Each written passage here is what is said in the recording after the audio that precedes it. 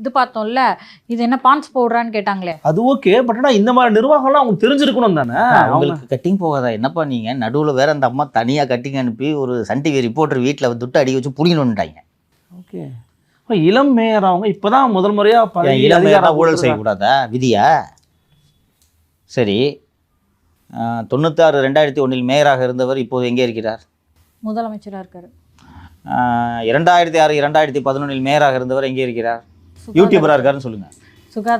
சுகாதாரத்துறை அமைச்சராக இருக்கிறார். அப்போது இன்றைய மேயர் நாளை என்ன எப்படி இருக்க வேண்டும்? ஒன்று அமைச்சர் இல்லாட்டி முதலமைச்சர்.